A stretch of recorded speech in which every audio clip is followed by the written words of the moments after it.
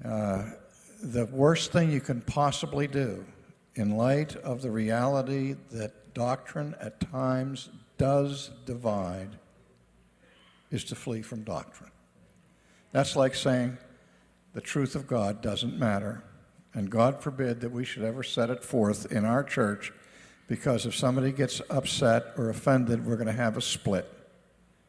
A church that never cares about doctrine is a dead church. Okay?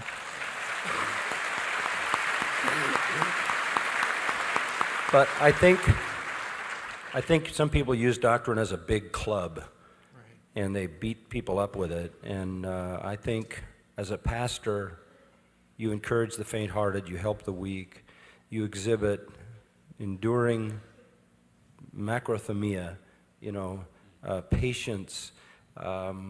We have a doctrinal statement at our church, and it's 14, 15 pages long. We call it What We Teach. We don't call it What We Believe, because we don't all believe it yet. And so we don't say to someone, you have to sign this doctrinal statement to come into this church, because I don't want to spend my whole life preaching what I believe to people who already believe it. That's redundant. I know all these people are in process. All we want to have people say is, are you willing to submit yourself to the instruction that's going to be built on this?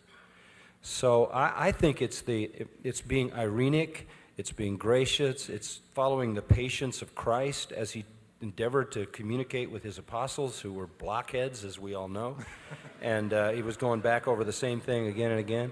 I think it's the patience and the love. It's the 1 Corinthians 13 attitude, and it's I know there's a side of me that only you hear a sermon and you read a book and you would think maybe that Grace Church was a pretty hard-nosed place. Our doctrine is clear, and we don't hesitate to proclaim it.